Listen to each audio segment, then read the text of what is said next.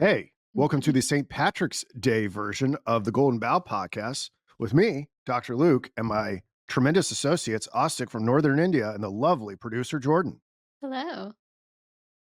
Hey, Ostic. And you can tell we're dressed appropriately. I was thinking about this as I looked at myself in the camera here. It also kind of ties into the greenness of Osiris, which is going to be the subject of our conversation today. We're going to be talking about chapter 38 of the Abridged Golden Bough, the myth of Osiris. And we're going to be talking about Osiris and Isis, I think, for really the next 3 to 4 weeks. And I think I've appropriately kind of given the overview of the Osiris and Isis story. But even as I was reviewing my notes last night and this morning, I was like, there's a lot of details here. They're going to be relevant to the psychohistory of the 20th and 21st centuries, which is what we try to do here. We connect these subjects back to our modern history and provide an interpretation that I'm working on in this book project that I tease every once in a while. So to get things started, in addition to the contents of Chapter 38, I want to look at some connections here and give you guys a little bit of a tease if you want to stick around. There are some lingering issues of Mithraism and JFK that I thought about in the interlude between this podcast and last that I want to cover at the very beginning. I'd also like to look at the Osirian imagery as it's associated with JFK and the color green. We're going to be looking at that. I mean, Osiris, we're going to find out, is one of these dying and rising vegetative deities. Also, the boat imagery, the nautical imagery that surrounds both JFK and Jackie. And then I want to look deeper into this concept of the calendrical chronotope that we've talked about, and specifically as it relates to the movie that Oswald was watching after he shot J.D. Tippett and JFK. He ran into these films at the Texas Theater, War is Hell and The Cry of Battle. And then I'd like to apply a lot of what we learned about the Osiris narrative to this ongoing investigation of the Dallas Memorial to JFK by Philip Johnson, the cenotaph. And I think it unlocks many of the things that we've been tripping over earlier. So those are just a taste of some of the subjects we're going to talk about, but there is much, much more. We're finally getting to it. Yeah, we are. We are. So, without further ado, why don't we go to our first slide, unless the panel here has anything to say? No. Let's go. All right. So, I found this very creepy thing that I wanted to. We talk a lot about the foreshadowing and the predestination of the fate of JFK, uh, and how he, in some ways, leaned into it. We've talked about the assassination plays that he did with his family on home movies, certain books he was reading, etc. One thing that I came across was that we've talked about some of the poetry that he was quite fond of.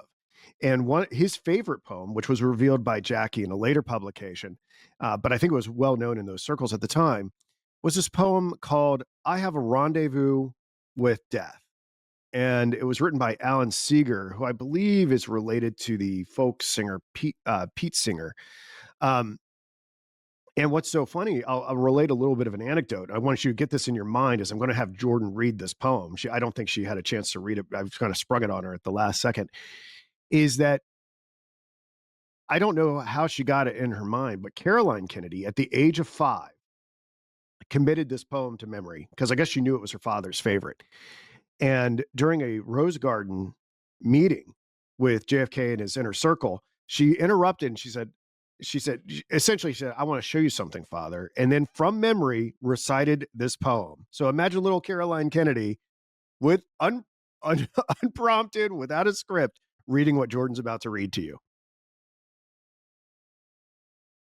you. All right. I have a rendezvous with death at some disputed barricade. When spring comes back with rustling shade and apple blossoms fill the air, I have a rendezvous with death. When spring brings back blue days and fair, it may be he shall take my hand and lead me into his dark land and close my eyes and quench my breath, it may be I shall pass him still. I have a rendezvous with death on some sacred slope of battered hill. When spring comes round again this year, and the first meadow flowers appear. God knows 'twere better to be deep, pillowed in silk and scented down, where love throbs out in blissful sleep, pulse nigh to pulse, and breath to breath, where hushed awakenings are dear. But I've a rendezvous with death at midnight in some flaming town, when spring trips north again this year, and I to my pledged word am true. I shall not fail that rendezvous. Very well done. So it's almost like the Shining twins or whatever in some ways being like, "Come play with us forever and ever." You can imagine that, at least to me, it seems like a pretty creepy scene, but this was recorded in a pretty well celebrated JFK book called JFK and the Unspeakable by James W. Douglas. The only thing that I'm not going to go into a full analysis of the poem here. What I did think was interesting is that there is very vivid vegetation imagery in this poem, associating it with spring, death, and springtime. And that, I think, just kind of fits into those archetypal grooves where we've talked about these dying and rising vegetative gods. So we could spend the whole show talking about this poem. We have a lot to cover, but Look at that page number. what is it? Oh, it's 144. Death's That is Doors. interesting. That's interesting. I use That's 44 interesting. differently, but 44 is often Death's Doors. I had no idea. I don't know which edition I got this from. I think I just got it off archive and Mhm. screenshotted it. I'll have to look closer. But Osik, what do you think about it? You just par for the course? Are you surprised? Do you find this interesting? I find it interesting, obviously, and it's like you're building layers upon layers of it. It's not surprising. It's like, yeah, it makes sense. It's like I believe it happened, and Mhm. it's like very appropriate for that whole Kennedy thing that we've been developing over these past months. Yeah. And great I don't know if, timing with St. Patrick's Day, talking about the coming of spring. yep. I mean, I don't know. I mean, it's interesting. She recited this poem. She was like, she just walked it. This was August of 1963. The Mm, assassination is going to happen like 2.5, 3 months later, it's crazy. So it's crazy. All right. Yeah. Well, there's my Oh, birthday twin too. can we go back to the title slide? I forgot to mention something Sure. from the title slide. I like to include these little personal synchronicities. Um, uh, it seems like my psychic focus like forces subjects into the Gilmore Girls. I hate to say, but earlier, like a couple days ago, I was looking at who Osiris was in the Greek pantheon, and it's not it's no, I'm sorry, who Horus was in the Greek pantheon, and it's Apollo, which we'll talk about at some point in regards to the space program. But also another name for Horus was Harpocrates. And as I was working on this presentation, I was like, oh, Harpocrates. That's probably where Harpo Marx got his name. He's the silent Marx brother, and I kind of did a little digging into the finger over the mouth and what the symbolism of that is. It's largely interpreted to reference like the childishness of Horace. And later that night, we were watching the Gilmore Girls, and Rory dresses up as Harpo Marx. I had so much crazy stuff going on with the Gilmore Girls this week, but I just it broke my mind that I'm like, oh yeah, Harpo Marx, Hippocrates, Horace, and I looked at it this morning. Apparently, that's not where the name Harpo Marx comes from. It comes from the fact that he played the harp, but I don't know if I believe that. It's too unreal what this bleeding of participatory resonance does in my life. So I just thought it was interesting. I mean, Jordan was there; she saw it. Insane, Oh, insane. I mean, the it is odds of insane. a Harpo Marx reference, it's they're pretty low. Oh, I had all sorts of things. I did I was also researching Jackie and cheetah print, and then and Jordan references cheetah print like seconds later, and then a woman with cheetah print showed up on the Gilmore Girls. It never ends. It never ends. All right, we can go to the next slide. People are probably bored by my personal anecdotes, but I don't know. I'm building a case in case they ever try to commit me for being clinically insane. All right, so let's go to 801. All right. I don't think I have you reading on this one, do I, Jordan? She's gonna be doing a lot of reading today. I don't think I do. I'm just gonna tell you the story about this right here. So this is Kennedy lighting the tomb of the unknown soldier flame when he and Jackie were in Paris on May 31st, 1961. And the reason why this image was interesting to me, we talked about flame imagery in regard to Mithraism and Mithra earlier, and how that seems to follow JFK around as like an instantiation of this archetype. And we also talked about the sources of inspiration for the eternal flame at Arlington Cemetery. And I think last week we were looking at it in regards to the last book in T.H. White's the Once and Future King, right? The story about Camelot that was an inspiration to Jackie and JFK. I believe the last book in that series is called Candle in the Wind. And sure enough, it did. It influenced the gravesite. Previously, I thought it was only because they interacted or saw this monument. In fact, JFK was the first president to ever light the flame at the tomb of the unknown soldier. Previously, like Eisenhower had put a wreath at it, but it was the very first one. I think other presidents have done it since, but I think this just adds another layer to the Mithraic element of JFK. I mean, he literally has the torch in his hand here, right? So each one of these pieces in and of themselves, you might you might groan and say that's not enough. But I think if you've been following along and the case kind of builds, I think it kind of becomes undeniable. So yeah, this is partly what inspired Jackie to do the eternal flame at the gravesite. I wouldn't even be surprised, given how fixated he was on his own premature death, if like they went to this and afterwards they're like, yeah, when I die, do that for me.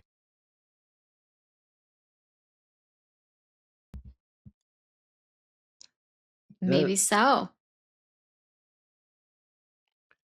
Like, didn't people say that there's an unknown gunman during the assassination of Kennedy? I just thought that maybe the unknown soldier thing might connect to the unknown gunman or the. There is an element No, of the no, it's like the unknown, lone isn't gunman. there? Okay, that was This different. whole Yeah. idea of unknown and mystery. I like that idea too. But yeah, there's all sorts of unknown gunmen. I mean, this is the thing. I think about this in regards to the whole JFK conspiracy, how it's actually encouraged in American society to think conspiratorially about JFK. It's provoked. Like there's movies and tabloids and mysterious JFK file dumps and things like that. And everybody's got their own theory on who killed JFK. It really does fit in pretty nicely with the idea that there's like 72 conspirators that killed Osiris. You know, it's like you're everyone's entitled to have a theory about this. I've mentioned this elsewhere. There's one theory you're not really allowed to have about JFK, and that's one that I've put forward here, right? That though it's acting, but we don't need to get into that right now. I'm sure it'll come up later on. So let's go to the next slide, if that's okay. Okay, I mentioned this earlier. We've got a little bit of one of these calendrical chronotopes. So everybody knows that Oswald was apprehended in the Texas theater after he shot JFK. And I was just like, well, what was even, because I know that little winks and nods and bleed throughs from the universe happen when you look at the books and you look at the poems and you look at the movies. And sure enough, there's a real big one.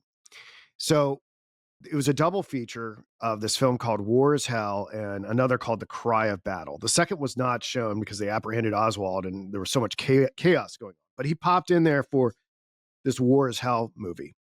And I'm trying to remember the script, but I think it's something along the lines of it's set in Korea.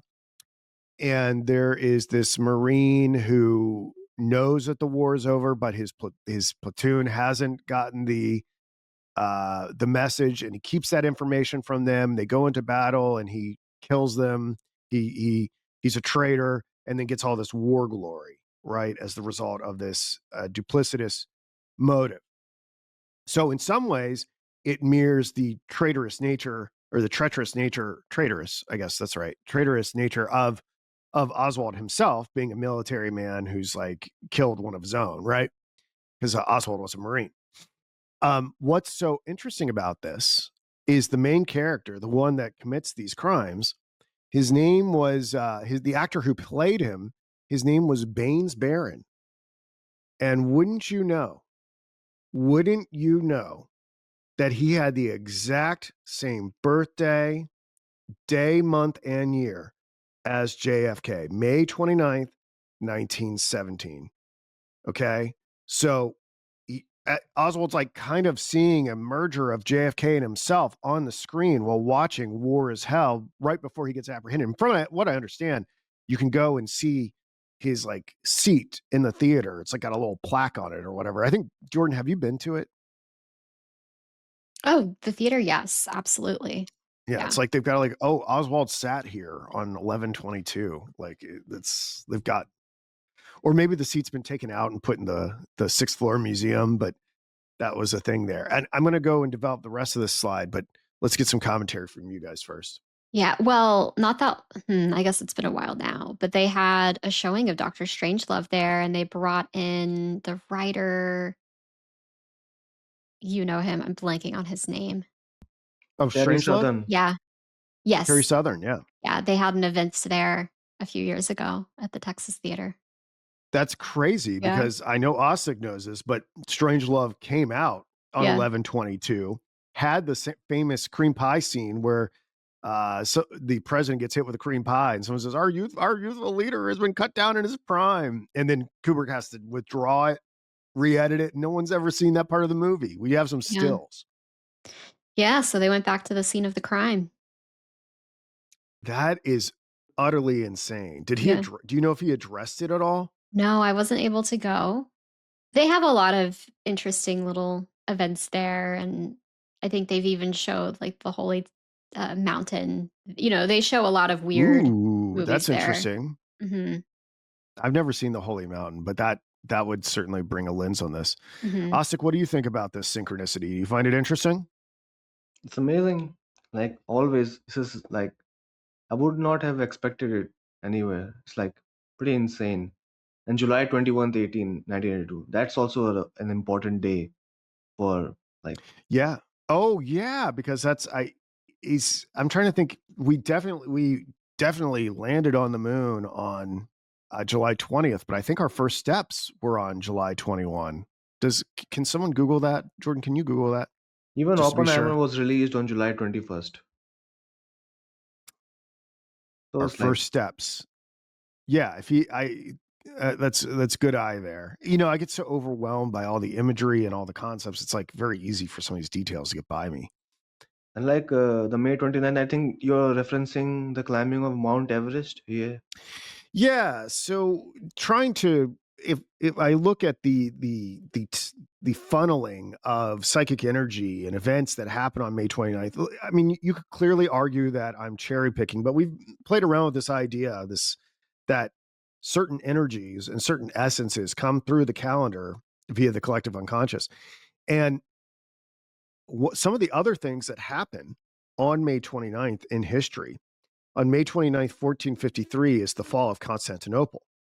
And then 500 years later is the scaling of Mount Everest by Sir Edmund Hillary. Okay. So there seems to be, and it's the birthday of JFK, who then initiates us into this new frontier of outer space. Right. So there seems to be a narrative here about an era's ending or us reaching their peak and new ones beginning, like a time of transition. And what was sort of interesting, I did not know this. Um, I knew about some of Neil Armstrong's like activities post moon landing. He like went into the jungle, which I want to talk about at some point. But he and Sir Edmund Hillary linked up, and I think in 1985 they did a expedition to the North Pole. So first man on the moon and the man who climbed Mount Everest get together later on in history, kind of establishing some sort of connection between these two events. What I think will be revealing is that there are a lot of similarities between Hillary and Armstrong, and the Apollo missions. Like a lot of the oxygen tanks and things like that they used to climb Mount Everest then got repurposed for the Apollo program and the moon landings. The putting the flag up there. Even I think I forget his name, but Hillary had like a Sherpa that Tenzing did it Norgay. with him. You know what's his name? Tenzing Norgay. Where was he from? India? He's from Where's he from? Nepal. Nepal. And I think the first image after scaling Mount Everest is of him, which kind of is parallel. It's not Armstrong that has the first image; it's Buzz Aldrin. So there's something going on between these two events, and they're even linked that because the men became like close friends later in life. Yeah, and also if you'll see The Shining and you'll see the doctor scene with Wendy, you'll find a book about his biography, Tenzing Norgay's biography, right on the table, like behind. So it's like the Everest thing Yeah. and the mountains that they're very connected to The Shining. Like The Shining Yes. hotel is at the top of a mountain and things That's like that. right. That's right. Jordan, what were you able to dig up there? Yeah, depending on the time zone, it's the 21st or the 20th for the first steps. That's good. Yeah. That's good. That's good. Okay. Just Unless anybody another wants. Oh, sure, sure, trivia. sure. The other trivia is that the Beatles were going to name their album Abbey Road to be called Everest there, and we already know that the Abbey Road Really? is connected to The Shining. Yeah, they wanted to call Yeah. it Oh, Everest. They thought that they'll go to Nepal and like set up in a base camp and then take a photograph like at the base camp of Mount Everest. But then they thought, oh, who cares? We'll just walk around across the road. Then they called it Abbey Road. Yeah, that's what happens. They say that's what happens. Paul McCartney says so. yeah. Yeah. And then Paul takes his shoes off. But Yeah. we won't talk about that. Hey, I love the Beatles music. It doesn't matter to me who made it, Billy or Paul. Yeah, sure. He leans into it Oh, now. He I doesn't know. You care. don't like me He doing loves it. that. Yeah. Uh, Man, tomorrow never knows. I found out that's my song astrologically. Well, yeah. Okay. Let's go to the next slide. Okay. So Jordan very astutely pointed out last week, because I was talking about the Mithraic symbolism of the eternal flame at Arlington, and she's like, "Hey, and I was pointing out the flame coming out of the rock, and it's very much like the petrogenesis of Mithra. And she's like, you know what that rock looks like to me? It looks like this stone being rolled away from Christ's tomb. And I was like, oh, that's right. That's what it is. Because we've looked at this crown of thorns. Uh, I guess we're calling it a statue, which was inspired by the evergreen branches that were put on the original Eternal Flame. And Bunny Mellon, and I believe his name is Jean Slumenberg, who did the metallurgy for this. I'll have to check my notes, but it was never used because apparently it was a little too on the nose. People are like, oh wait, we gotta pump the brake on this Christ imagery. It's a little heavy handed, so they never used it. And you can see I hadn't seen this aerial shot of the model that they had made here. You can see this. And when I started to think about it, when you have that crown of thorns memorial, the circular stone that calls to mind the tomb of Christ, and then I was like, but then you have the flame coming out of the disc.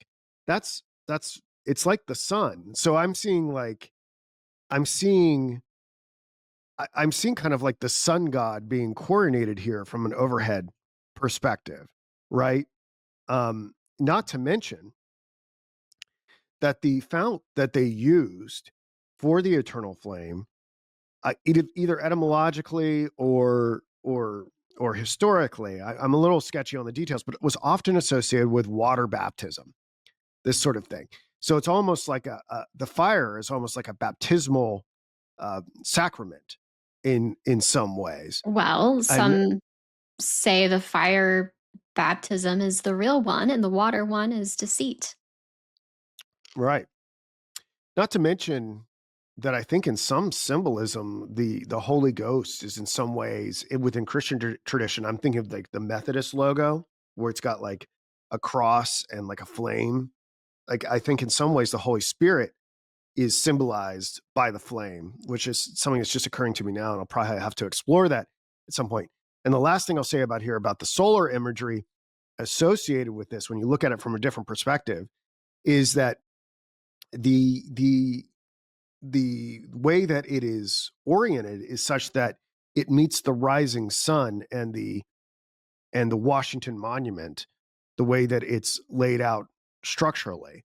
So, in that sense, the rising sun and the solar imagery of this is perhaps communicating something about personal and collective resurrection. So, I mean, I never, it's a collaborative effort here. I never would have put all this together. And we have later, we'll be talking about fishing. And when Jordan and I were looking at these slides, and she's like, I was thinking about it completely from the Assyrian perspective. And she's like, Luke, the fish is associated with Christ, you dummy. Yes, that's exactly how I said it. Mm-hmm. Okay. But it is. Thoughts? Everyone puts it on their cars, even. Yeah. Yeah. We'll get there. We'll get there. Can you tell me what is Cape Cod here? What is this Cape Cod thing?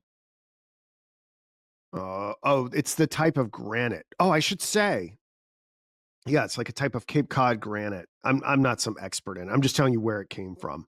Something else that I think is interesting about this, and perhaps gets to this theophonic structuralism idea. Like I've kind of touched on a few like conspiracy theories throughout here. That's not what I'm going at. Um, you can also the crack in the stone is interesting. This is the result of just wear and tear and its temperature and erosion and things like that. That you have the flame breaking through the crack, I think is an interesting resurrection symbol as well. Also, I think good to point out Cape Cod. Cape Cod extends into the ocean. We have the flame emerging from the ocean, Hmm. which feeds even more into the sea fish symbolism. Yeah, yeah. I mean, I think you can. It's quite the fractal. It's So quite the Cape Cod fractal. is a place where Yeah, this yeah. memorial is. In Massachusetts, in Massachusetts. It's not in Dallas, this memorial. No, this is in Arlington, in Virginia. Virginia, close to Yeah, DC. Then this is at it's Arlington. it's not in This the is at sea, Arlington because Cemetery. Virginia is What's it's that? not in the sea, right? It's not in the sea. It's it's at so the Johnson Memorial is in Dallas near the shooting, right? At Dealey Plaza. This is at Arlington Cemetery in Virginia, right next to DC, and then JFK is from Boston, Massachusetts. So the Cape Cod granite is a reference to his birthplace. Okay, okay. Cape Cod is a Yeah. reference to his birthplace.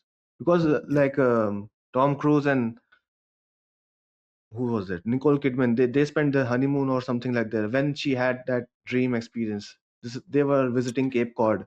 So I thought like maybe it had some connection there. So I thought like, And I bet it does. I mean, I haven't really gone into this. Like the Kennedy compound was at Hyannisport. Um, so there's probably a lot to discuss there. We need like a world map of where all these other things, especially like the Scorpios Island that Jackie goes to with Aristotle. I need to create a map that just kind of shows these events. I'm imagining I played Carmen Sandiego video games as a kid, and I'm imagining like this version of that. You can like Yeah. explore the globe and Yeah. I'm gonna have to create some sort of interactive website for all this stuff. Okay. Next slide. all right. Do you want me to get into it? Yeah, go ahead and read that. Okay. This infographic illustrates a modern syncretism where ancient, Mithraic cosmic struggle is reimagined through the lens of the QAnon Great Awakening. Just as the followers of Mithras sought a divine breakthrough from the darkness of a cave, modern adherents gathered at Dealey Plaza, invoking a literal ritual of the light in anticipation of a miraculous return. The Hat of Liberty bridges the gap between the Phrygian cap of the ancient liberator and the MAGA hat of the modern movement, both serving as markers of an elect identity. In this digital mythology, the resurrection of JFK Jr. mirrors the Mithraic eschatology of the apocatastis, excuse me, where the hero returns. I practiced and I did not nail it. Yeah, it's okay. Apoc- apoco- apocotas there, Apatocastasis. thank you, thank you. I got it yesterday.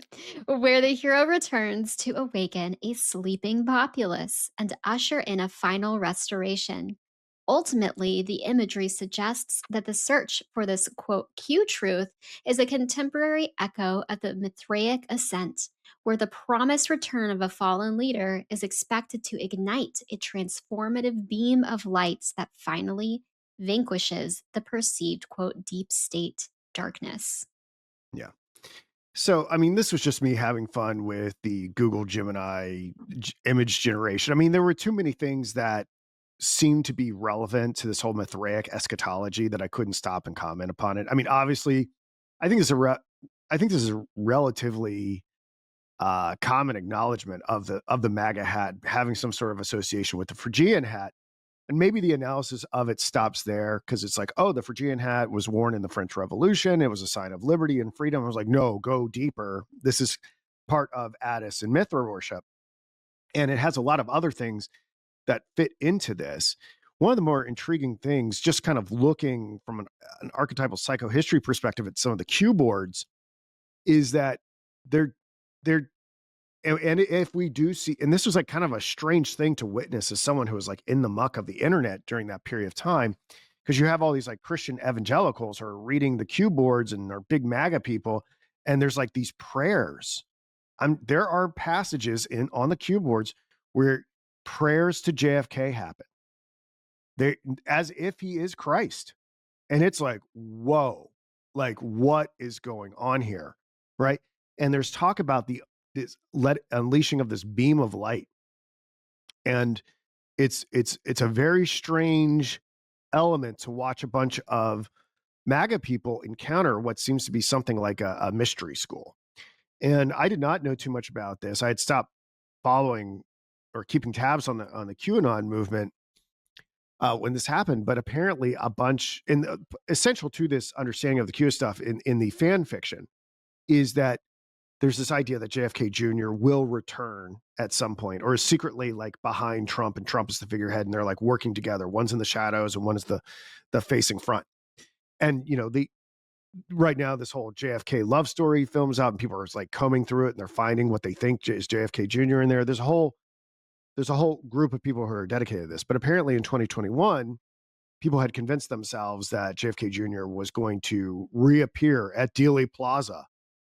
I think it was on the anniversary of his father's assassination. It didn't happen, obviously, and then they moved the goalpost and said it would maybe happen that night at the Rolling Stone concert because the stone would be rolled away. Right? Didn't happen. And like the subset of like the QAnon movement, this like YouTuber who was leading it, like eventually like died in a motorcycle accident. It's a very weird schism of this whole thing. Regardless of that, it does seem to have, at least superficially, some touches of Mithraism and the general resurrection. We didn't really talk about resurrection beyond Mithras, but really there's this idea that these savior figures, their personal resurrection is bound up with the collective resurrection, and this I can't even say it now, apokatastasis, right? This restitution to a more perfect order. Does it match 100%? No. Is it intriguing? I think so. Like, what's happening Yeah. with Q now? Just asking. Like, is he still talking to Uh, people? From what I understand, I think the Q boards have been silent for a few years now. But what's happening with it so far is I'm not in it. I'm I can speak its language. I can know it. I know it when I see it.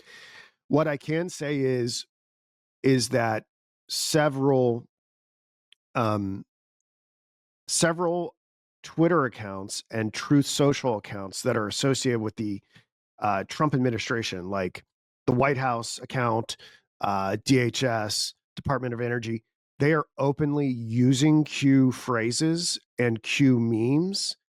And for those that have been initiated into QAnon, they instantly know what that means. Like, I think last week, the White House posted something called White Hats in Control. And that earlier in that day, they had like this cowboy hat manufacturer deliver a white hat, and Trump wore the white hat in the Oval Office. Now, why this is so particularly uncanny is that the morning of the assassination, JFK was given the same white hat by I forget the name of the company, but and he didn't wear it. And he said, the next time you see me, I'll be wearing this white hat in the Oval Office. So people are like, oh my God, there's this crazy symmetry between Trump and JFK. So that's just a small example of what's going on here. And in the Love Story movie, the pilot that takes up Carolyn and JFK Jr. looks like an age progressed JFK Jr. I mean, it's very subtle. So those are some examples of what's going on with it right now. So whatever the QAnon thing is, I think it's stupid to say it's not real. It's real on some level. The question is it what it's portrayed as through all the research that's done, right? Or is it something like Operation Trust, where it's being used to placate the MAGA people and they're expecting the return of their Messiah figure rather than becoming more actively engaged in current events? And because it's too many coincidences to say, oh, nothing's happening. I mean, you have like departments of the government openly retweeting it. It's like, what are we doing? Like, what are we doing? At minimum, they're aware of the mythology and lifting from it and leveraging it for their own communications. Yeah. But yes, there's many different theories that would be compatible with the Yeah. little data points that we have. My own personal take on it is it's air quotes real on a level, but it's too inscrutable for me to figure out. And I've seen people devote all their psychic energy to it and get and try to, like, these people show up at Dealey Plaza, and every time they make these predictions, it almost always goes wrong. Yeah. So I'm like, what's even the point of it? You know, if it's not helping you navigate, like, what are we doing? Exactly. And I think time and time again, you see anytime there's this savior story, oh, just wait, like this external thing from you is going to come change your life or whatever. I think it's very damaging. Yeah. It keeps us infantilized. It keeps us from stepping into our fullness and Yeah. being mature agents for ourselves. I will say that some of the things that were on the cue boards have been fulfilled, but the I don't think anyone's cracked the clock or the chronocryptography to understand when the things will happen. Whatever they're using, some sort of deeply encrypted time mechanism that I don't think anyone has figured out, as far as I can tell. Well, and it seems like there's competing factions within Oh, the elite definitely. class. So, There's uh, competing factions within the QAnon stuff too. There are a lot of people who sure. think there was Aranon, who was with JFK Jr.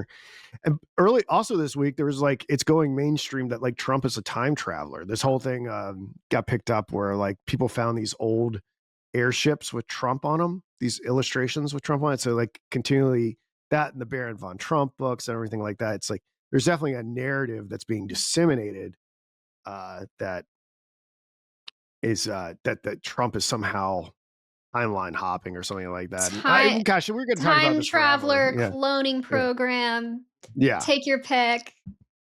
Anything is yeah. possible. Just one clarification. Like, isn't I hope the QAnon thing is not related to the Jepstein stuff that people talk about like the Epstein people were the ones behind all those alt-right thing. Is it connected to the QAnon thing? Like, could he be behind Yeah, it? it's totally connected. But again, this gets into like what is Epstein? Like, what he too seems to have marks of socially constructed character. Like he's like anticipated, like he's like a fictional character that's been like anticipated in other art. Right? You could argue that Lolita has shades of an Epstein figure in there, right? The whole playing ping pong, right? Like this could connect to Yeah, other that's pretty things, right? Like, insane. and he flew the Lolita Express. Like what are we dealing? Yeah. Like, I all I know about Epstein is that I'm told that this person had an island. Like, I don't. Am I looking at AI? Am I looking at CGI? Is this real? Well, and what is underneath the island, I think, is perhaps more interesting than the All island right. All itself. right. This is going full conspiratard. We got to stay on. Excuse me. No, I'm not. No, I'm trying to rein myself in. You see how Yeah. animated I get about it. Yeah. All Well, right. shall we move to the next slide? Yeah. Yeah. Okay. Then I'll just get into it unless you want to Yeah. Yeah. interject. In ancient Egypt, Osiris became the most beloved deity and a classic example of the dying and rising god, whose annual mourning and rejoicing symbolized the seasonal death and rebirth of vegetation, especially grain, much like the cults of Adonis and Attis. Because of his immense popularity, worshippers gradually attributed to him powers and traits from many other gods, making it difficult to reconstruct his earliest form, though the main narrative survives through the account of Plutarch and is supported by Egyptian monuments. According to the myth, Osiris was born to the earth god Geb and the sky goddess Nut after Thoth won extra time from the moon, creating 5 additional days outside the normal year that allowed Nut to bear Osiris and his siblings, Horus the Elder, Set, Isis, and Nephthys. As king of Egypt, Osiris civilized humanity by ending cannibalism, establishing laws and worship of the gods, and teaching agriculture, including the cultivation of wheat and barley, winemaking, and beer brewing, before traveling abroad to spread these arts while Isis governed Egypt. His jealous brother Set then conspired with 72 accomplices to murder him by tricking him into a decorated chest or coffer built to his exact measurements, sealing it shut with nails and molten lead, and casting it into the Nile on the 17th day of Ather. When the news reached Isis, she cut a lock of her hair, donned mourning clothes, and began her long search for the body of her slain husband, setting in motion the cycle of death, restoration, and rebirth that defined the Osirian cult. Fantastic. I think it's pretty effective to have Jordan do these summations just to orient us as we have these larger conversations. I think they're in the process of shrinking them down to make them manageable for this podcast. I think there's some details that I'll probably have to revisit with a timeline or something like that next time, but I think it effectively puts us in the right frame of mind.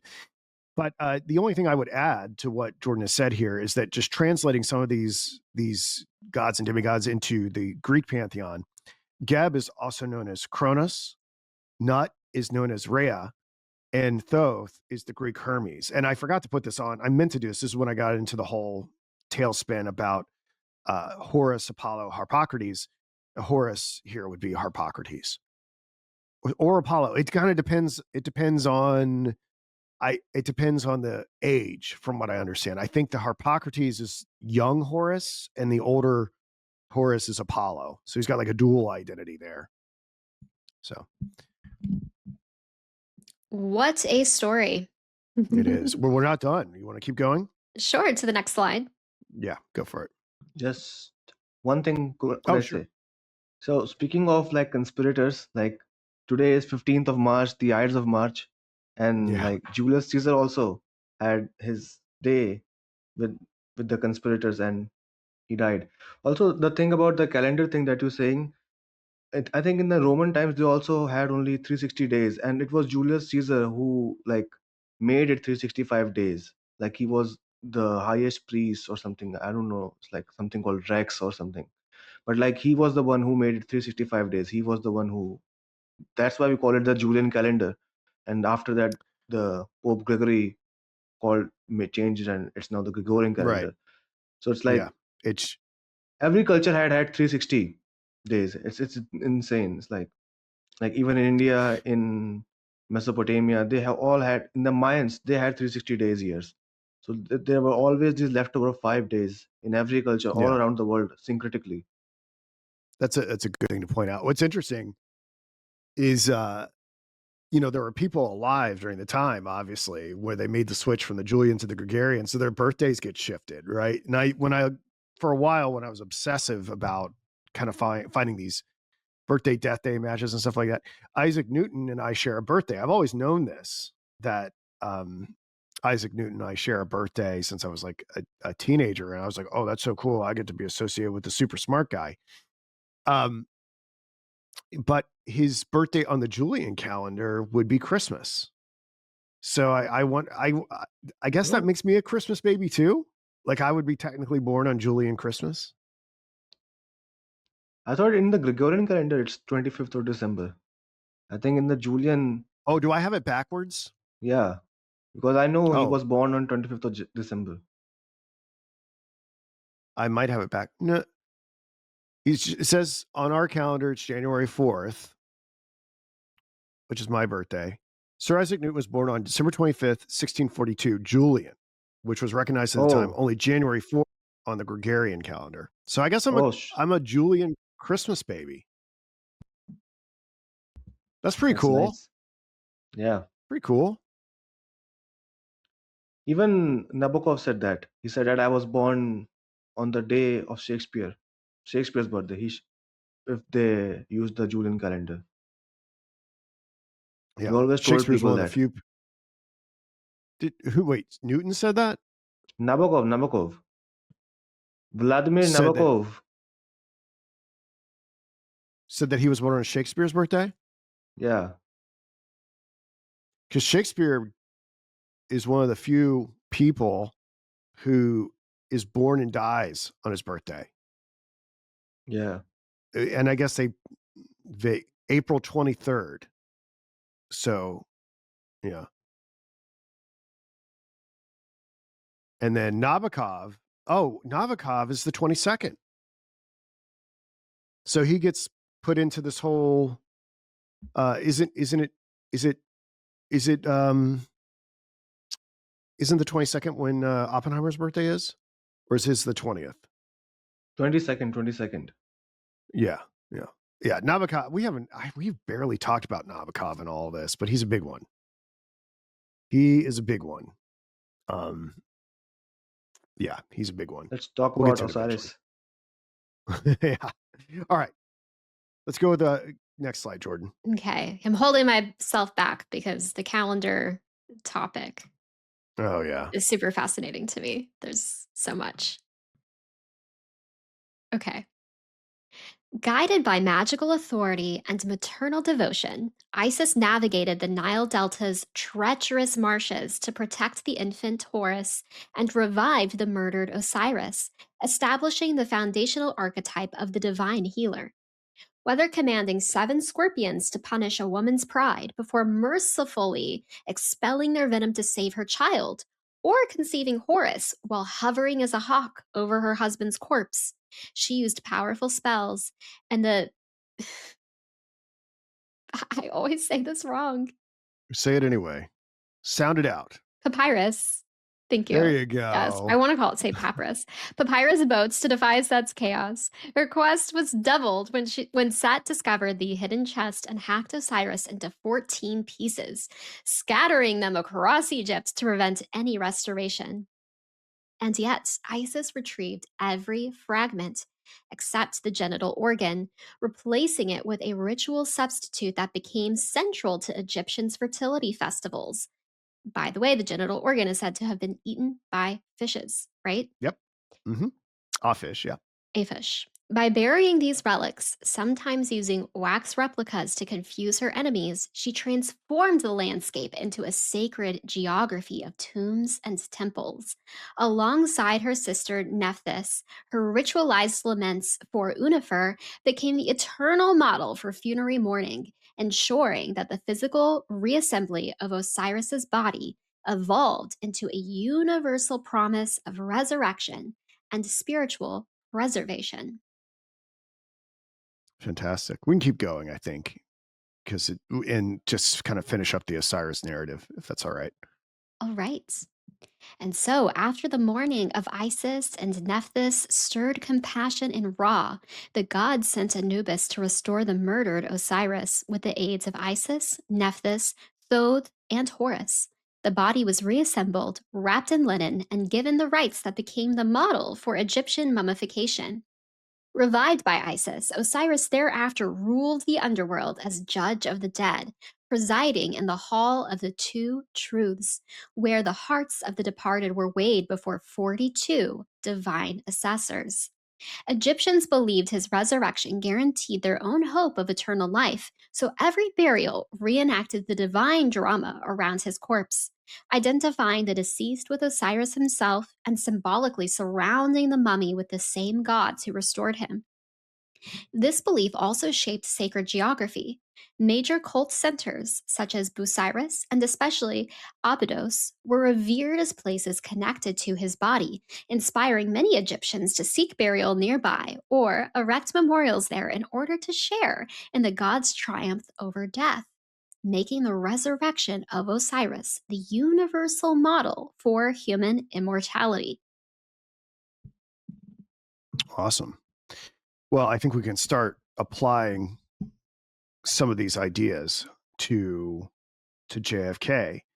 Now, like there were things that when I went and I reviewed, he said I didn't really include the stuff about the coffin growing into a tree. So we're going to go deeper into it next Into time. the Don't. Erica tree. I know. It is Don't come at endless. me. No, Yeah. there's just so many. I think this was a pretty good overview for anyone who is not familiar with the story. And I'd highly recommend just reading the few Yeah. pages I'll that go deeper is the into it chapter. next time. Yeah. I'll go deeper into next time. So unless Osik wants to say something, I want to start applying this if we can. Can we go to the next slide? Yeah. Absolutely. All right. And I'll read that for you Okay. too. Yeah, we can do this. I mean, we're back here. We're back here looking at the Philip Johnson Dallas Memorial. I think we've been dancing around this, and Jordan's going to contextualize it for us and open up a lot of interesting conversation. And then on the right hand side, we have Jackie here at Scorpios Island. So, Jordan, if you will. Yeah, this is crazy. So lean in. Yeah. The connection between the Dallas JFK Memorial and the myth of Osiris creates a hauntingly precise parallel where the empty tomb serves as a ritualistic machine for national resurrection. In ancient Egypt, cenotaphs like the Osirian were built to house the spirits of Osiris, the dismembered king and god of the afterlife, providing a symbolic space for his eternal rebirth. Philip Johnson design for Kennedy mirrors this by creating a roofless, floating square that acts as a vertical portal for the soul, utilizing 72 white columns that Johnson himself likened to rocket engines. This space age phallic symbolism directly evokes the Egyptian obelisk, a monument to the generative power of Osiris and his triumph over death. Most striking, however, is the potential numerological link. In Egyptian mythology, Set conspired with 72 accomplices to trick, murder, and dismember Osiris. If we view the Dallas cenotaph through this lens, the 72 columns surrounding the central void transform the memorial into a permanent architectural record of the conspirators who created the vacuum in the first place.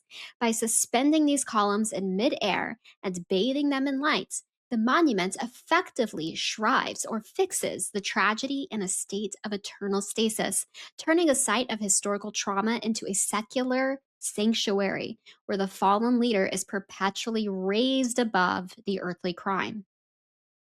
Okay, great. So let's discuss this for a little bit before we go into Jackie on Scorpios. I mean, we had been tap dancing around this 72 number when we looked at the Philip Johnson Memorial all this past month. And I think we contemplated whether or not the number of 72 columns was a reference to the 72 apostles that were meant to go out and disseminate the message of Christ, because the cenotaph is an open tomb, and it very much looks like the Elvis has left the building, that the Christ figure has gone. We've also talked about the number 72 in terms of the 72 names of God. That was an interesting esoteric exploration, although I didn't go too deep into it. I think it's probably in play. This number 72 keeps coming up over and over again, especially when we get, I'd have to say, perhaps the Osiris narrative maps onto JFK, and I'm very early in doing all this, perhaps better than anyone else that we've looked at so far, at least in Dealey Plaza. And it has it really has the reaching implication of the shape of the rocket that gets us to the moon to begin to where this ultimately ends up going with the vision of JFK fulfilled with LBJ and Nixon. And I think we have to really think about what these rockets are in light of this Osiris narrative. One thing that I would correct about the reading that Jordan just did there, it's really the two columns on each corner that are references to the rockets. I think there was a little bit of confusion there in the writing. And you can see that they do at night. We've looked at how when they are lit up, they very much look like they're taking off. Something else I'll say about this is that looking at this differently, it very well could be Osiris's coffin, right? That this is the box that Set threw him into, right? That everybody else was trying to get into, and they're like, oh no, you try. And of course it's empty because he got out of that one and then was chopped up into 14 pieces by Typhon. So I find this all very interesting, and perhaps, and we'll look at this throughout the presentation, a different perspective on the moon missions. So Ostic, why don't you let us know what you think about this? Hey, it's pretty good. I mean, the 72 thing is, I never thought about it, and it's a good imagery that his soul is being. There's an attempt to trap him in there, so I really enjoy this one. And I think the one you talked about, the shape of the rocket and thing, I think that might connect to like chopping off thing and throwing it away, and Yeah. So yeah, I Yeah, think that is it exactly what the rockets do. They dismember. Yep. And then only a It's portion of it returns to where it's yeah, supposed to go. it's super interesting. The rockets themselves, like they're compartmentalized. They break up. Uh-huh. That's interesting And too. parts of it are scattered and lost Yeah. forever, Yeah, and they land in the ocean. just like Osiris's body. oh God, Yeah. what the hell? That is what Yeah. happens, yeah. Yeah. Yeah. It's crazy. It's so All right. insane. You wanna read the one about Jackie? Sure, if we're ready to keep moving. Is this on the same slide? Yep. Oh, It's yes, just okay. yeah. In the framework of theophonic structuralism, the synchronization between Jackie Kennedy and the island of Scorpios reveals a supernatural architecture that transcends mere human staging. If the Dallas event was a modern iteration of the Osiris mystery play, Jackie did not merely act the role of Isis. She became a literal vessel for the archetype, instinctively moving through the pre existing mythic script. Her flights to an island named after the very creatures that protected Isis from Set's 72 conspirators suggests that the social engineers are not the true authors of the narrative, but are themselves possessed by an objective divine pattern. This glitch in the media reality indicates that while the engineers may build the 72 column traps of the synthetic harvest, they are ultimately subservient to a structural gravity that demands the widow of the world seek refuge in a scorpion's perimeter. Under this lens, the stage play of history is not a hollow hoax, but a theophonic possession where ancient deities project their eternal dramas onto the screen of modern technology, forcing the actors to fulfill a sacred geometry they likely do not even comprehend. Yeah. I mean, Jordan and I had a little bit of a conversation about this last night when I was showing her what I wanted her to narrate today. And I would say that this is probably good evidence. Do we really think that these people's lives are so controlled that someone forced Aristotle Onassis to buy the island Scorpios, and then she was forced to marry Aristotle Onassis so she could complete the stage play of the Osiris and Isis narrative. That feels too big for human hands to orchestrate. And that's why even if there are elements of staging in the JFK assassination, this one seems beyond that. Now, not to mention that there had to be an island shaped like a scorpion to begin with. We've looked at this island before in regards to, do we look at it in regards to Adonis or Attis? It's escaping me right now. One of you probably remembers. Even before that, yeah, we've been looking at this for a while. And then Jordan was like, Luke, you underestimate how much scripting really goes. We were a little bit, we locked horns on this a little bit, but I'll let you guys discuss it. Well, I think there perhaps, and I can't prove any of this, but I think perhaps there is a layer of knowingly becoming a vessel, but maybe not being able to ultimately control all the ways that this fractal manifests. What do you think, Ostic? I like this one as well. And like, I don't know what to say. It speaks for itself. Like she's doing the ISIS thing, and I don't think that she's doing it intentionally. That it's just happening the way the life goes on. Life is forcing her to, it's like being trapped by fate, like we talked earlier. I think she must have in time realized that she was an ISIS figure. Especially I didn't even include it in this one, but we've looked in previous episodes at her time in New York when she was getting into publishing. I mean, it's perhaps most obvious, right? She does all this like highbrow books, right? And then she does Michael Jackson's Moonwalker, right? And we've looked at that, and of course, ISIS is associated with the moon, and Jackson's the son of Jack. And there's like the one eye Horus symbolism on the cover of Moonwalker. But even before that, she published a book called Isis and Osiris with who I think his last name was Mott, who did that. Jordan, I don't know if you can pull that up. That might be helpful. I didn't even make a slide on this because it's like, we have so much to cover. But I think at some point she must have realized a kinship or a destiny that was bound up in this figure. But I don't think she was like sitting there plotting it. I'm gonna choose Aristotle Onassis because he's got an island called Scorpius as my next husband. What do you want me to pull up? Sorry. Isis and Osiris by Mott, published by Jackie Kennedy.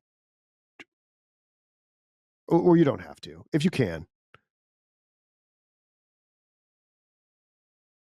But yeah. How do you spell the author? I'll do it. Let's take a snack break. Okay. Yeah. Let's just all right. I'll pause it. Sorry. Yeah. Said that it's being edited by someone else.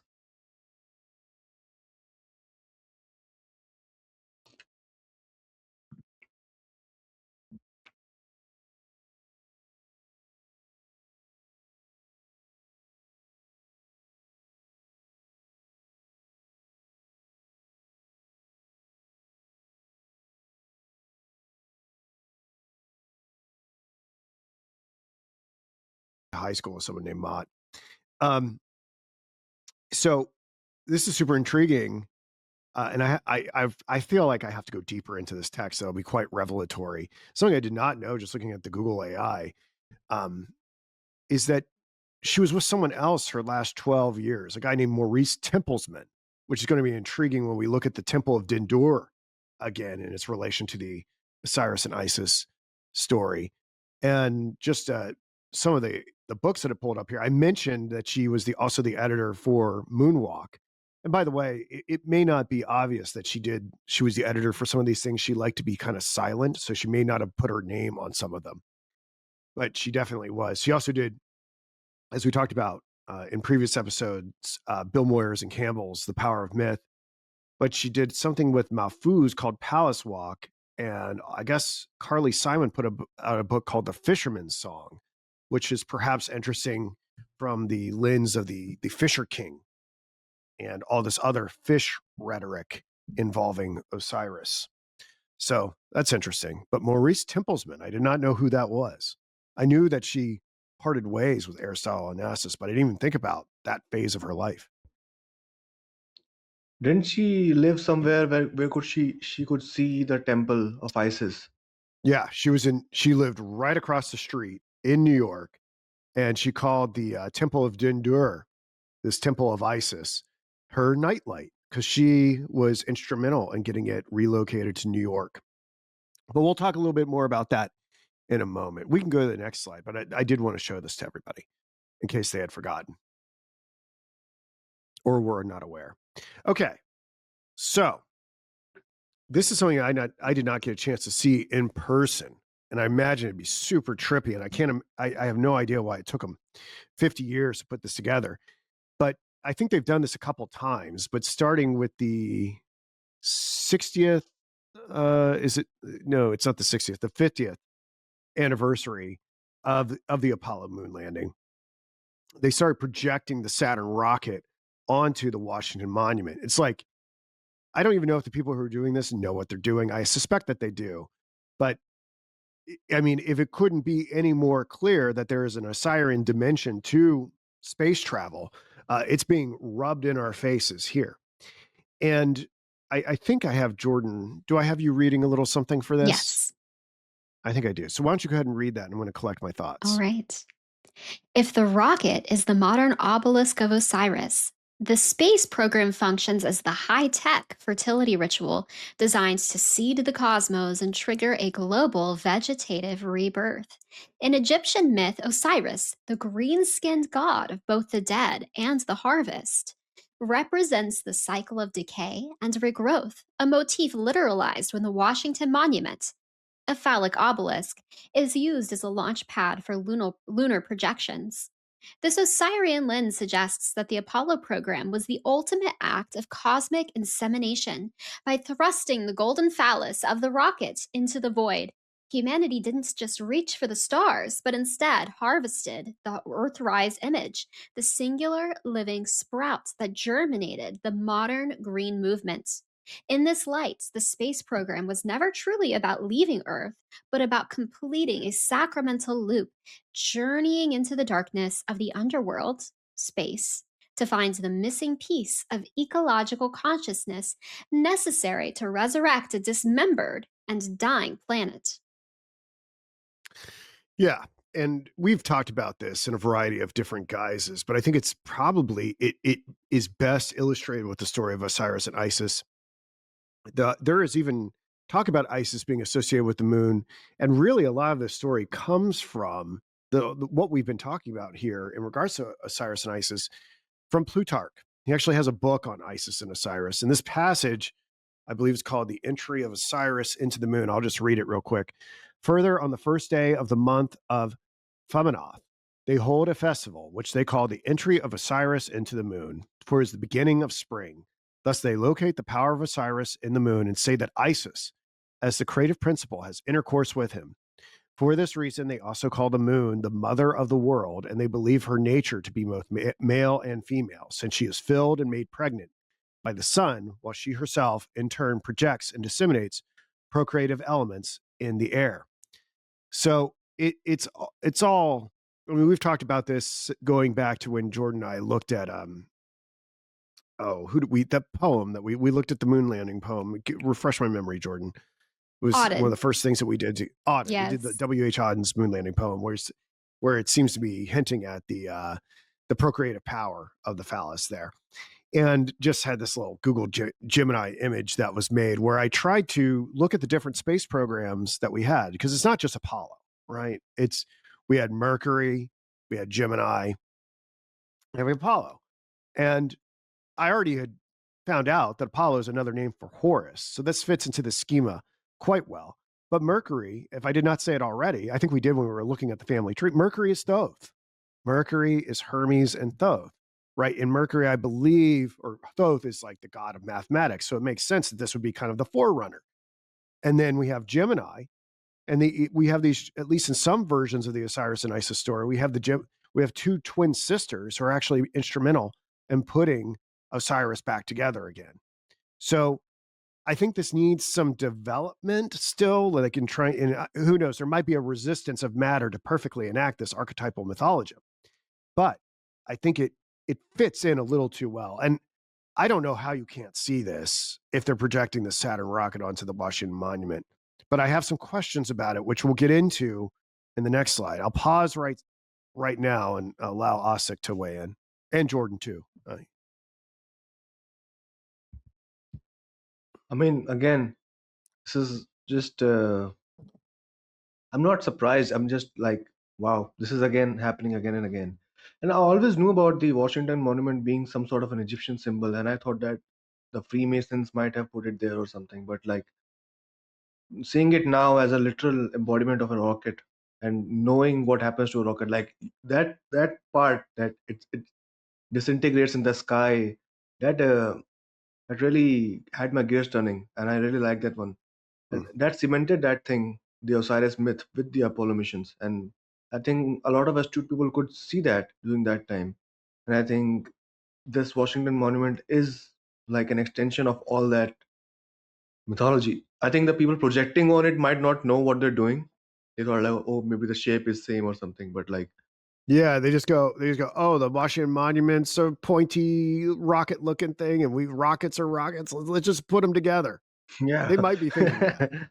So that's insane. So like, yeah, I really like this one. And seeing it Yeah. coming it straight from the horse's mouth, Plutarch, like talking about the festival, the entry of Osiris into the moon. That just seals the deal. It's a Yeah. tying it all Yeah. together with a nice bow. It really does. And not to mention the other programs are potentially connected to this Egyptian story too. I mean, definitely Mercury has Thoth.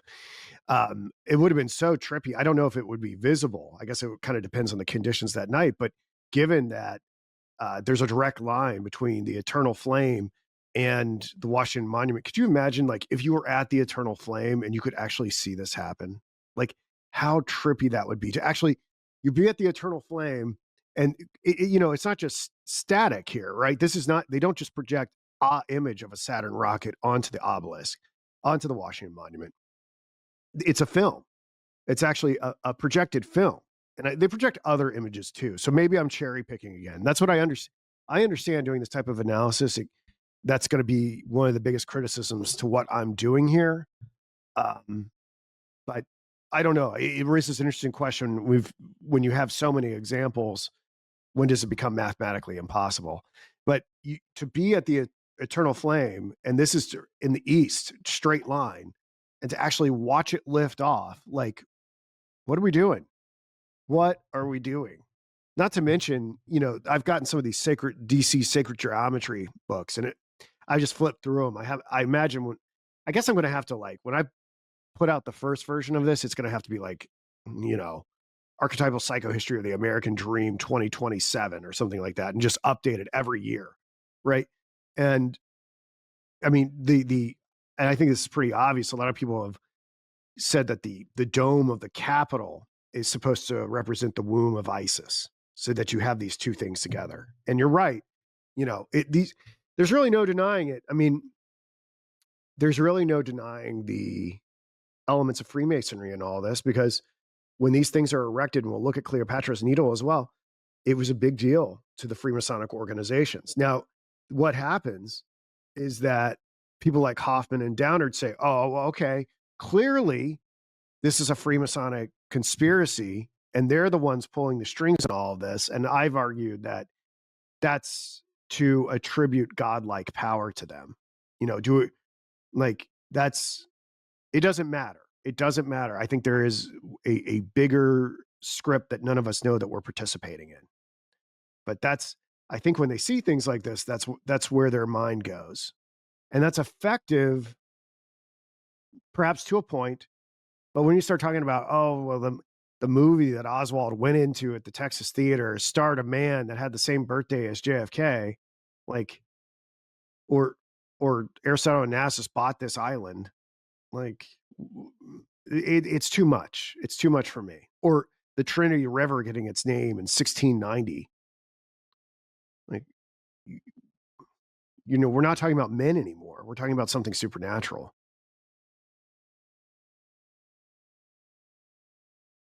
Uh, what else? I was going to say something, but I forgot. Yeah, I said that the tombs that Egyptians built, they had the same concept in mind like the Americans did, I think, when they were doing the Apollo mission. Because what the pharaohs said to their people was that you are doing this because it's difficult and it's because it's your natural duty. It's not for some sort of sacred purpose. It's like it's your national duty to build these tombs for your, because they don't really produce anything. There's not like they're gonna get some harvest out of it. It's just a very strange and artistic project. And I'd like to think about Apollo missions and everything in the same line as that, because we could have gone on without having gone to the moon. Like we don't need to.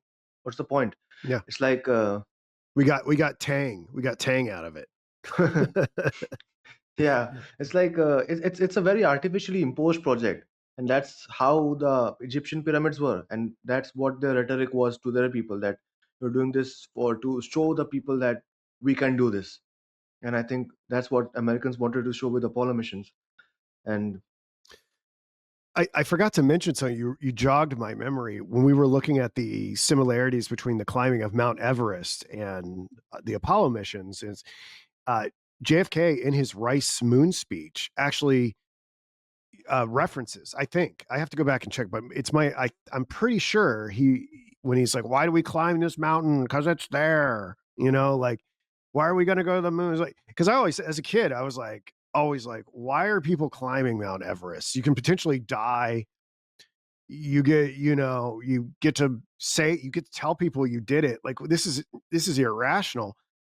Why are we doing this? And like you're saying, it's like these don't really have any sort of like mechanical or industrial output. It's like it's religious. It's about the transformation of consciousness.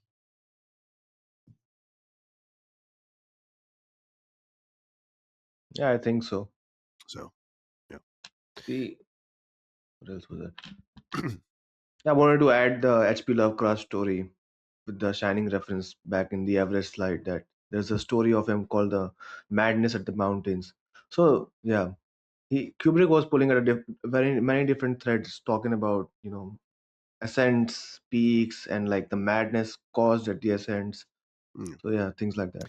Yeah, a book that was very influential for that is Thomas Mann's The Magic Mountain. Have you ever read that? I think we've probably talked about it at some I have point. heard this radio play, very 3 hours radio play, and it's not going to be. It's like a super abridged radio play, and it's about. I think if I'm not wrong, it's about a guy visiting a sanatorium, and then he falls in love with this woman there, and things happen. It's like a very dreamlike state.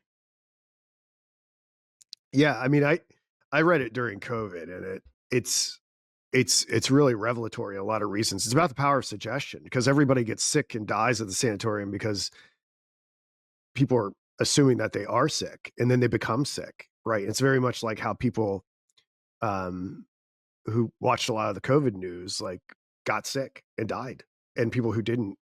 It's very strange. It's very strange, and also they're like 600 pages in. There's like this like a significant portion of the text devoted to conspiracy theory, like in the Illuminati and stuff like that. And it's like I don't think anyone ever reads this book.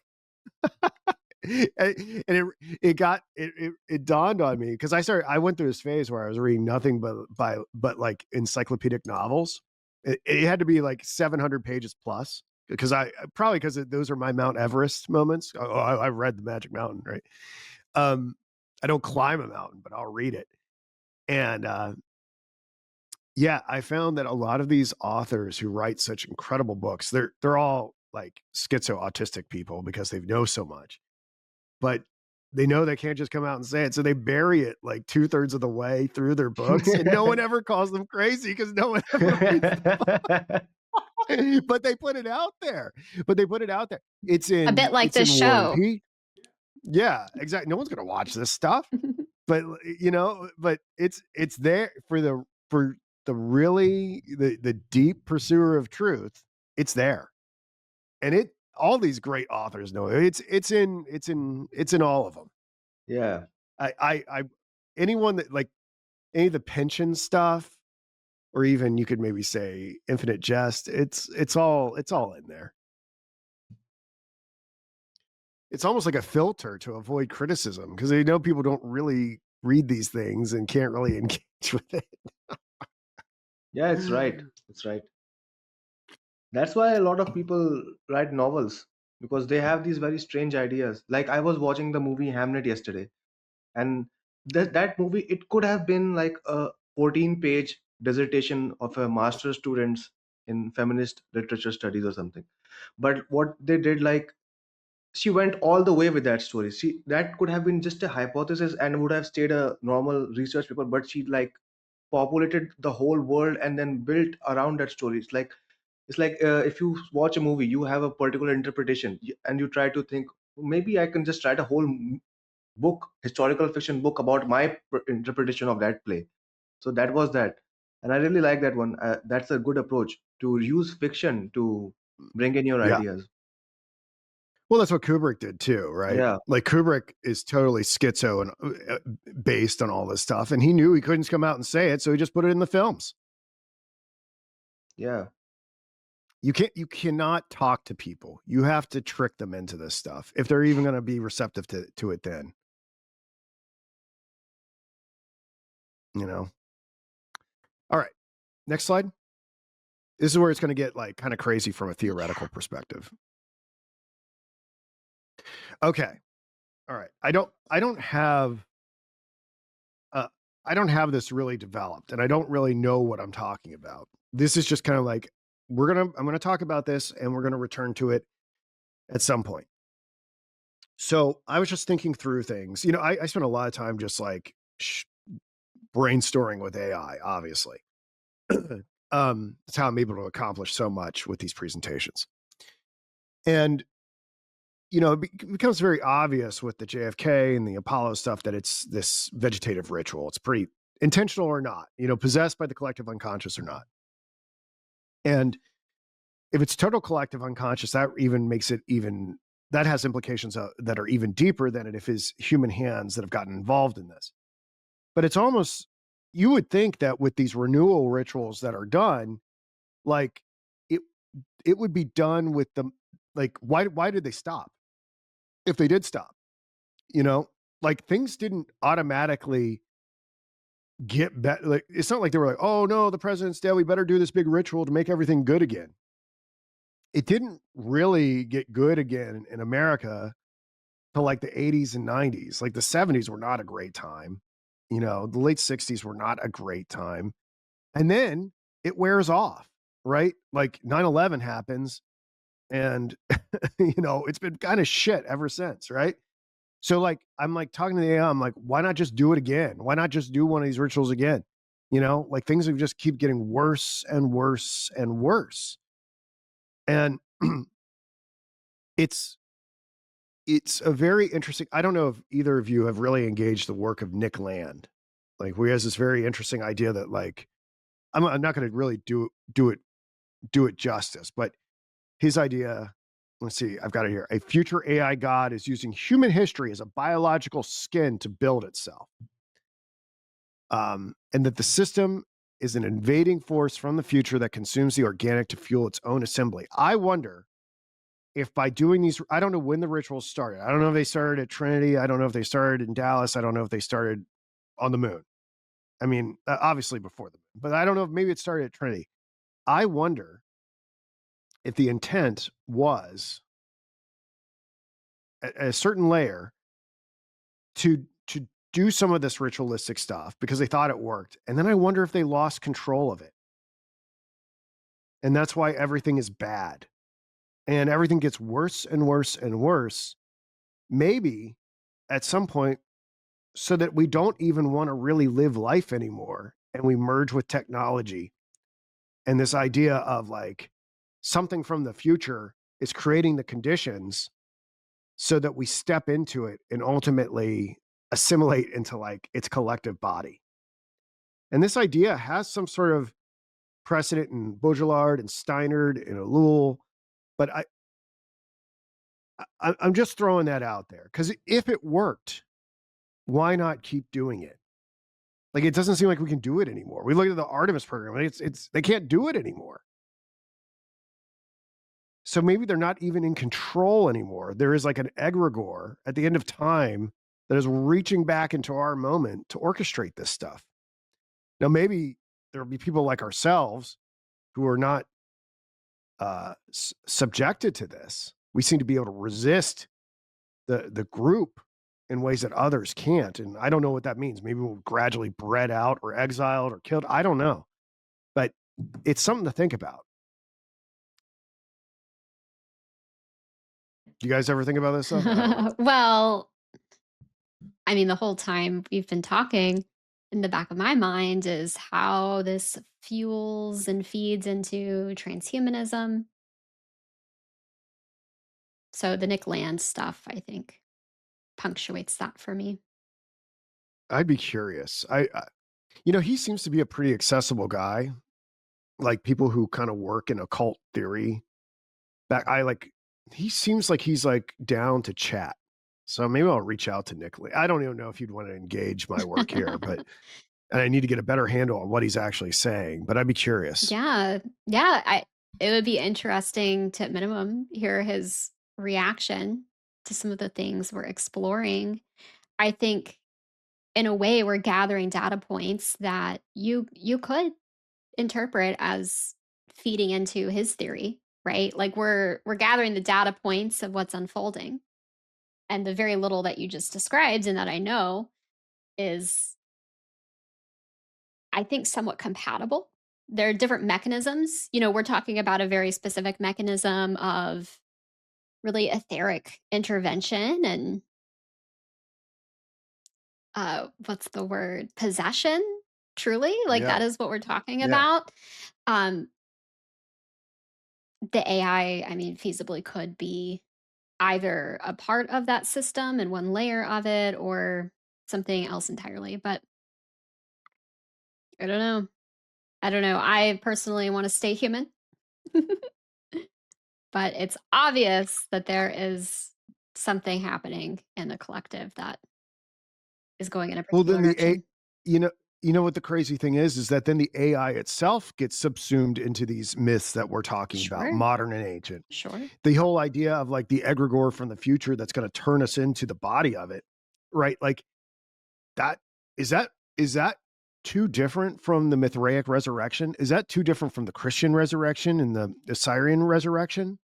Like we're all going to have our consciousness transferred into this other thing. Is that like the new heaven or the new afterlife? Is this just like another mythological, like it's like, okay, we've sped run all these other modern myths. The next one is AI subsumption. Well, in Howdy McCoskey's work, he talks about even spiritual experiences often being part of this closed system we are in. And even though they feel disembodied and astral, they're still part of this enclosed simulation, which would not be that different from what you're describing on a technological plane. Um, so I don't know. I'm open to it. I'm not sure I desire it, but I am certainly open to Yeah. it occurring. What do you think, Ostic? I think I'm not ready for this idea yet. I think it should like haunt us like a specter, That's fair. haunt our Golden Bow podcast like a specter. I think we'll have to return to it someday. It's like Sure. Yeah. you've introduced this menacing force in our podcast, and now let's see what Yeah, happens. that's probably the wisest response to almost Have all of you it. have have you ever engaged the work of Nick Land? Have you ever read or listened to him? Yeah. What do you think? I don't like this broad idea of himself. That's his marketing line, that the future arrives from the future, like whatever. The hyperstation arrives from the future, and like we are trying to turn. But like his book, Fang Numina, I read the first chapter like about Kant, and that was good. Like he writes well. He writes about reason and things like that. Like he wanted to start out from maybe like to complete Kant and to use Kant, just only use his reasons to like build the world again.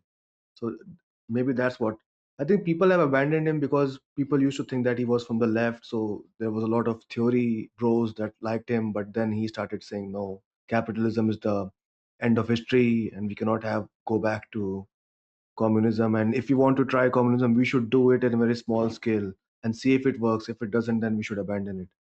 It's like so I listen to a lot of his interviews. I don't really look, but like I know he's there, and since then his reputation has kind of gone down because he engages with a lot of Twitter anime profile picture people, and then what kind of people they are. So it's like, yeah, you should not engage with a lot of people that are very young and idiotic, to say the least. Then you lose credibility that way. But yeah, I think he's accessible, and I think you'd have to build this idea further to maybe egg him on, because this idea of golden bough, it's very medieval. L- Not the medieval is like in the sense of it. It's like a renaissance, it's like beautiful, like the Virtuvian man. I can see the aesthetics of this podcast and the content we do. And his is very kind of, technological and wires and everything. I don't know what I'm saying, but I'm saying like there's a Yeah. sort of a disconnect. I think we have to bridge this gap a little bit before bringing him on, maybe. Oh Like yeah. No, like no. warm him up. Yeah. Yeah.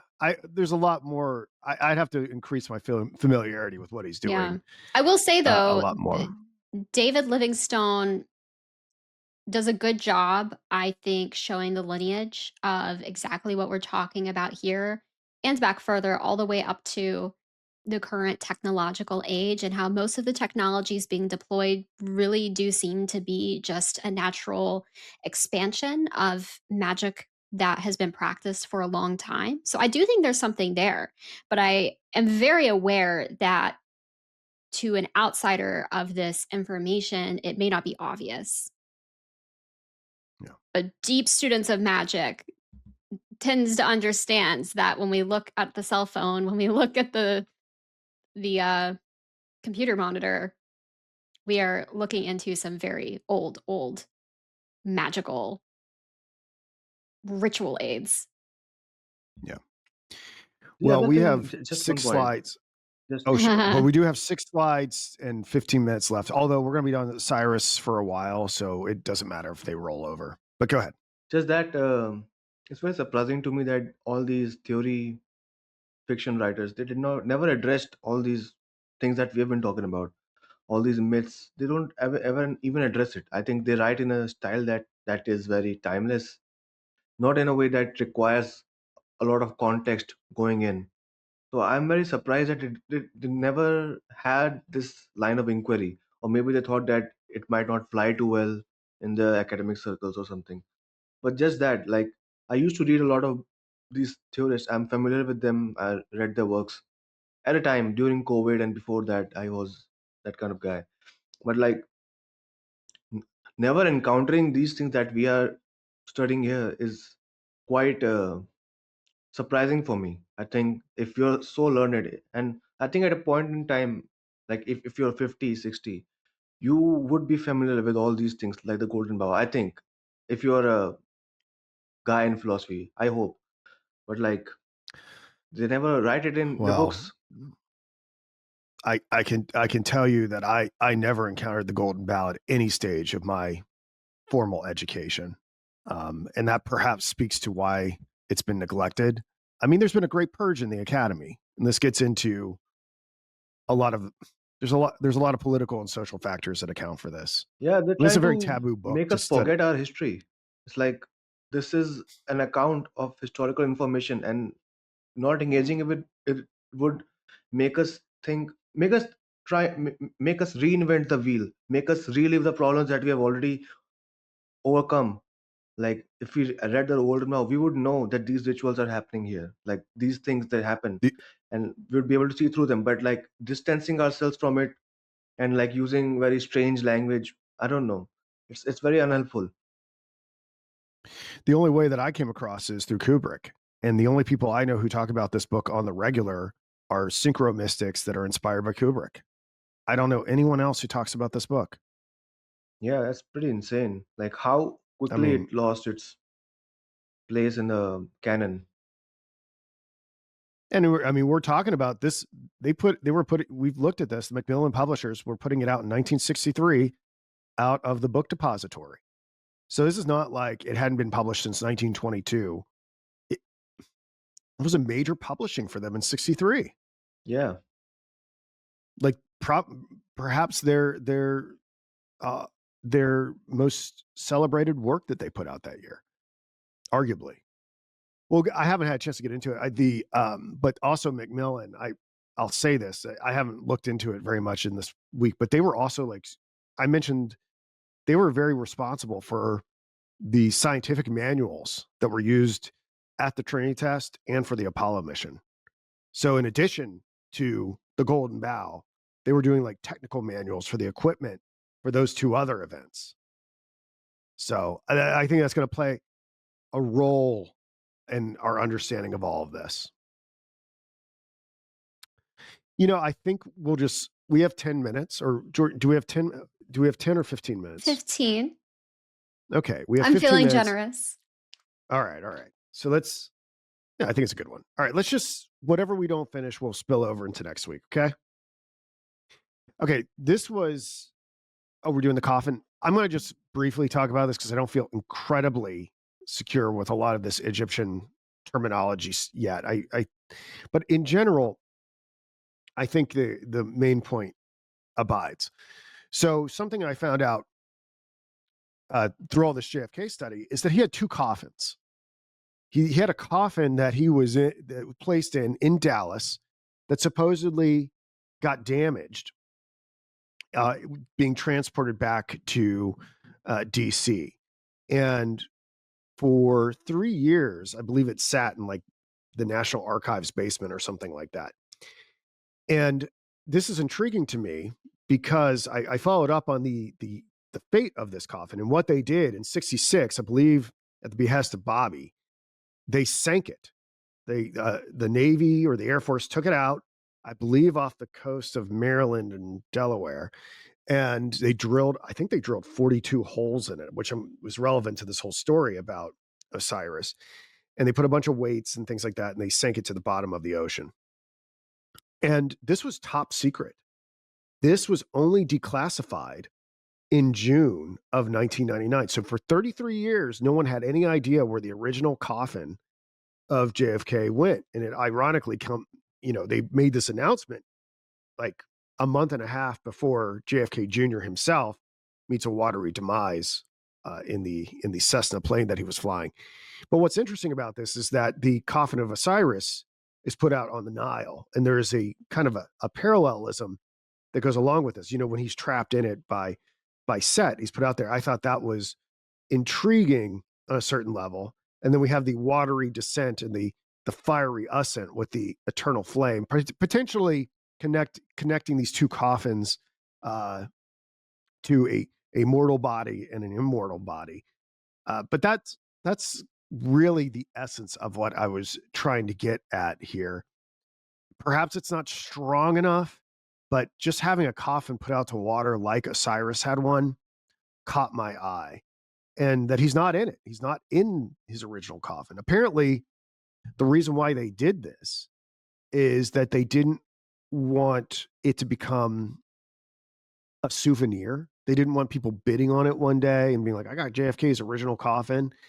And then the reason why they didn't tell anybody about it for 33 years, which is interesting in and of itself from a resurrection standpoint, right? Is that they didn't want people trying to drag it up from the bottom of the ocean. So it all feels very strange to me. I don't know. What do you guys think? Like that's ocean floor could be thought of as the underworld. It's Yes. like him being put. Also, the coffin. Whenever coffin comes in, I think about 2001 and David Bowen carrying all these Yes. fellow passengers, those are coffins. So I thought about that, like he might be connected to Osiris or Anubis, the people who um, what do you say, chauffeur the coffins to the afterlife. So yeah, just that, and yeah, very strange actually. Like the water burials and everything, they've always been strange to me. Yeah. What do you think, Jordan? The fractal keeps fractaling. I agree. The water is symbolic for so many reasons, but the underworld certainly is a big piece of that. And I just keep circling back on the fish imagery and all the ways Yeah. that we are bringing water and fire into this Yep. alchemical tale. Yep. All right. Let's look at the next slide. The color green as it's associated with JFK. I believe that's what this is. So, um, just looking through a lot of old images of JFK, he is profoundly associated with the color green on a lot of different levels. I mean, obviously, because he's Irish, he took a trip to Ireland, right? And there's all the rites and rituals that went along with that. And you see here him on St. Patrick's Day in '63 wearing a green tie. I believe this is with the Irish ambassador. One of his favorite rooms where he met people when he would have conferences and things like that was the green room. There is actually a room at the White House called the Green Room. What's interesting about this green room, it has a little bit of a QAnon tie-in potentially, is that this is a Monet painting that's I've focused in on here in the green room. And why that is interesting is that it came to my attention that it is featured in the new Melania movie. It's called Morning on the Sign, Good Weather. And we could potentially look at the different techniques of Monet and what it potentially means. I mean, Jordan, myself, and Nikki, we did a discussion on Vanilla Sky, which is inspired by the paintings of Monet. And I think the general idea is that, especially in ones like this where they're mirroring the sky or whatnot, the way that it's painted is that reality starts to dissolve and create a dreamlike scenario, which is the situation in Vanilla Sky where David Ames finds himself in some sort of cryogenic stasis. But it's pointed out in the Melania movie, they make a big deal about it. I've not seen it. It's just been related to me because it was the gift that the Kennedy family, I guess this is a established tradition where the leaving president gives a gift back to the White House. And they gave this Monet painting back to the White House. And Melania features it in her movie, perhaps to associate herself even more closely with the Kennedy legacy. We've looked at this about how Jackie borrows a lot of the styling in terms of her fashion from Jackie, and that Trump, for reasons that we've speculated in terms of like rewriting the mythology of JFK, is oftentimes attaching himself to Kennedy things and rebranding it, like the Kennedy Center and now the Trump Kennedy Center. The Rose Garden has been paved over in the so that people don't sink into the grass. The plane, he wants to repaint the plane um, into like the standard American colors rather than the Kennedy blue, etc. And then this last one here is interesting. I had a little bit of a synchronicity with this today. A friend of mine from high school is doing an exhibit, and it features this woman's work, Elaine de Kooning, I believe that's her name. She posted on Instagram. I was like, I instantly recognized this. In '62, she had a very abstract way of doing portraiture, and the Truman Library commissioned her to do a portrait of JFK, and she was commenting about how he moves so quickly, right? That it that she kind of captured. He wouldn't sit still, so this is how she kind of captured the essence. And of course, she used green. So, and I believe this is now in the Smithsonian American Presidents Exhibition. If you wanted to go see it, now this isn't the official White House portrait, but it's a very famous one. And I point all of these things out, and there are many more. You know, JFK established the Green Berets, the fledgling ecological movement, but I think this is kind of enough to point out how much the color green is associated with JFK through his ancestry, his aesthetic choices, that perhaps brings the connection to Osiris, the vegetative deity, rising and dying even closer. I agree. I mean, we have seen him You in like the that? rose garden. Mm. You already talked about him as a vegetative spirit. Also, I love the wallpaper of that Monet painting, like behind it. It looks like water, like doesn't it? It Like Yeah. does. what? It also to me looks like bark, like what a tree looks like inside, Yeah. or Oh, it does, doesn't it? It does. Mhm. It does look like that, But doesn't it it? is a little wavier. It Yeah. feels more like it has the movement of water, but yeah, it's fascinating. Yeah. Could you imagine like JFK's like, why don't you join me in the green room? We'll talk about wheat or something like that. Like that, Well, they had the like fish room, s- yeah. I know. Oh, we're out of the green room. Let's go to the fish room now. I'm like, these are actual places in the White House? Bizarre. And how Is the fish fitting, room? how fitting. We really don't plan these things out that well. I think it's a perfect example of how whatever's happening is happening. We're all wearing green today. Mhm. That really was not. Yeah.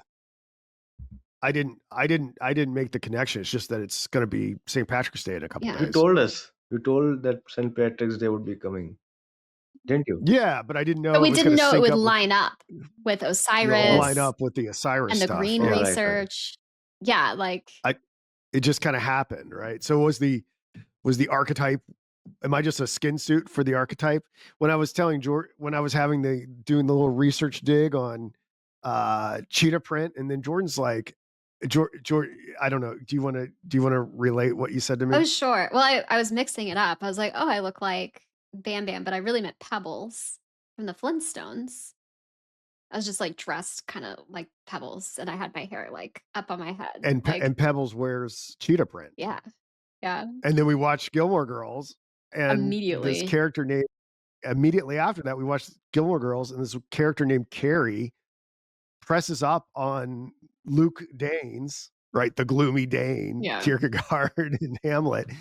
She presses up on it and she's full on wearing cheetah print. I'm like, And what is going on? and the pinned ad on Netflix when we opened Netflix was a Yeah. woman in a cheetah print dress. Like, Which kind of makes sense because it listens to you and it tries to serve you so strange. viewing choices based on things that you're interested in, right? Like, so it makes sense that we would get an ad because by that point I had started to spiral about the cheetah print. Mhm. But what put the idea in Jordan's mind to be like, I look like Pebbles, like, or for it to show up in Gilmore Girls, like,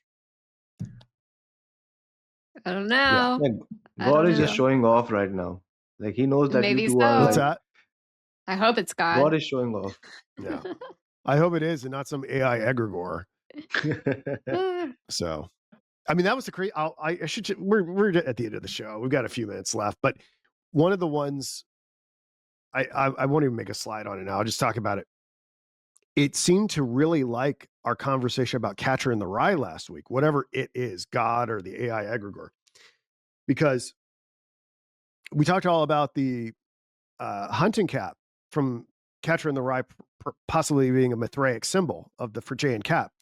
And then in Gilmore Girls, the character Jackson, who had just channeled the JFK imagery to run for selectman, the very next episode, he's wearing the hunting cap. Now it's a black hunting cap, which is strange. It wasn't the red one, but he never wears this.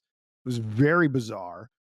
And then, like the next scene or later on, is an image of Rory's dorm room, and there's a little dialogue beforehand about less than zero. And in my mind, I thought, oh, Elvis Costello has a song called Less Than Zero. And I started humming it to myself. And then the scene came up, and Rory is in between an Elvis Costello poster and John Kennedy Toole's Confederacy of Dunces, which on the cover has a man in a dark hunting cap. So it's like it took my thought of Elvis Costello's Less Than Zero song, the hunting cap from Catcher associated with JFK, combined them with Jackson, and then directed me to John Kennedy Toole's Confederacy of Dunces. So there's something about John Kennedy Toole's Confederacy of Dunces that whatever the sentient, panentheistic, sacramental reality wants me to look into. I've never read it. I think it's just like about a loner which would connect back to Oswald, but it liked us talk. I sound so crazy. Jordan saw it. I mean, what did you think when you saw it, Jordan? Oh, I mean, You were right there. Oh, yeah, it's always crazy. It hasn't stopped feeling crazy, but yeah, there's just so much. I don't know what to make of it. Oh, you should read So that book. who knows what's that? Have you read Confederacy of Dunces? I wanted to read it. I like to read comedy books. Mm. Like it's on my TBR. I have been reading this book called The Masters of Atlantis by Charles Portis. Oh, Like very cool. you should check out. Charles Portis is the I think the my favorite author right now. So Mhm. I've never heard of him. it's a I'll good. check it out. I started Neumann's. I finished for the second time from Ritual to Romance Westons because I don't know if I'll just tell people this, like Bays Lit and I think on April Fools fittingly are going to discuss the Wasteland in its entirety and its connection to the Golden Bough, Yo, which is going to be awesome. Yeah, it's going to be awesome.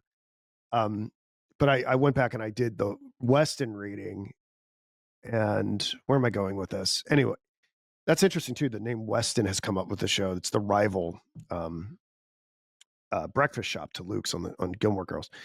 But I finally started Neumann's The Great Mother, and that's been he is a very clear writer, so that's going to help bring some of this in. But I'm just chipping away at it. I have so much reading to do with all this research, but yeah, yeah, that's good. That's crazy good. That's stuff. good. I just wanted to Well, shout Charles Portis. I really like him as an author. True Grit. I'll You look him should. up. I'll look Yeah, True Grit. That's a good book. good. Well, I'll just save the next 4 slides to next time. It's the there's the obelisk at Dealey Plaza, the fish room, the boats, and the temple projects that Jackie and JFK did. We'll just start off there next time. Yeah, sure.